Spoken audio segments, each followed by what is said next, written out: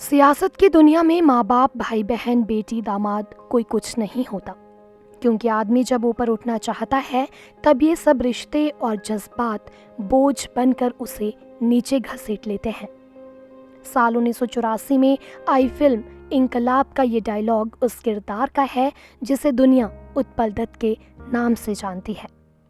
नमस्कार, ETV positive Bharat के podcast में आपका स्वागत है। आप दीक्षा शर्मा को सुन रहे हैं।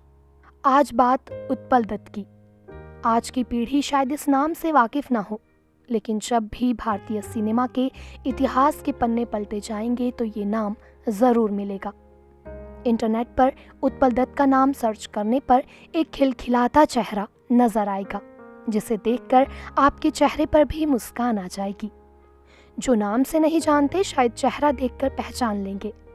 उनका चेहरा देखते ही साल 1979 में रिलीज हुई फिल्म गोलमाल का एक एक सीन याद आ जाता है। इस फिल्म को अमोल पालेकर के डबल रोल राम प्रसाद और लक्ष्मण प्रसाद के साथ जिस किरदार ने अमर किया था वो था उत्पल दत्त का निभाया भवानी प्रसाद का किरदार। आज कॉमेडी के लिए फूहड़ और डबल मीनिंग डायलॉग का सहारा लिया जाता है, लेकिन उत्पल दत्त की कॉमेडी उनके हाव भाव में थी।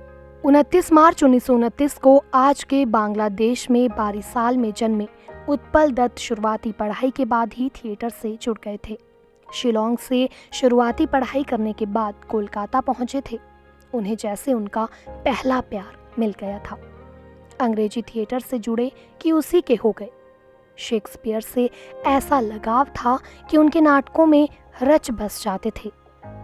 साथ ही बंगाली फिल्मों में भी काम करना शुरू किया। नाटक और बंगाली फिल्मों के बाद उन्होंने हिंदी फिल्मों का भी रुख किया और एक अलग मुकाम हासिल किया। गुड्डी, गोलमाल, नरम गरम, शौकीन, इंकलाब, रंग बिरंगी, ये कुछ ऐसी फिल्में हैं जिसने उन्हें घर घर तक पहुंचा दिया। वो लीड रोल में ना रहकर भी स्क्रीन पर सबसे अलग उभर कर आते थे, लेकिन उनकी फिल्में समाज का आईना होने के साथ सरकार को भी आईना दिखाने का काम करती है। कहते हैं उनकी फिल्में दर्शकों को तो खूब पसंद आती, लेकिन सरकारों को नाराज कर देती थी। अपने एक नाटक की बदौलत उन्हें जेल तक जाना पड़ा था। साल 1963 में उनका नाटक कल्लोल विवादों में घिरा। इसमें 9 सैनिकों के बगावत की कहानी दिखाई गई थी। कहते हैं कि उस वक्त की राज्य सरकार को डर था कि उनका नाटक सरकार के खिलाफ माहौल बना सकता है, इसलिए उन्हें कई महीनों तक जेल में रहना पड़ा। साल 1967 में बंगाल में सरकार चला रही कांग्रेस की हार हुई तो उसकी एक वजह उत्पल दत्त की गिरफ्तारी को भी माना गया। आपातकाल के दौरान में भी उन्होंने 3 नाटक लिखे थे जिन्हें सरकार की तरफ से बैन कर दिया गया था। कुल मिलाकर उनके निभाए किरदारों ने सिर्फ समाज को ही नहीं बल्कि सरकारों को भी सोचने पर मजबूर किया, और इसके लिए ना तो उन्होंने कोई हथियार उठाया और ना ही कोई धरना दिया। उन्होंने अपने क्राफ्ट यानी नाटक और एक्टिंग को हथियार बनाया। जिसने भी फिल्म गोलमाल देखी होगी उसमें निभाया उनका किरदार बखूबी याद होगा। फिल्म में उत्पल दत्त का बेटा राम प्रसाद कहना आज भी होठों पर हंसी ला देता है। उनकी बेहतरीन डायलॉग डिलीवरी के आगे कई बड़े एक्टर पानी भरते थे। उनकी शानदार एक्टिंग के लिए उन्हें कई अवार्ड से नवाजा गया। उत्पल दत्त को उनके हुनर का सम्मान भी मिला। फिल्म भुवन शोम के लिए उन्हें वर्ष 1970 में राष्ट्रीय पुरस्कार मिला था। वहीं फिल्म गोलमाल के लिए उनको फिल्म फेयर बेस्ट कॉमेडियन के अवार्ड से नवाजा गया था। इसके अलावा भी उन्होंने कई अन्य अवार्ड अपने नाम किए थे।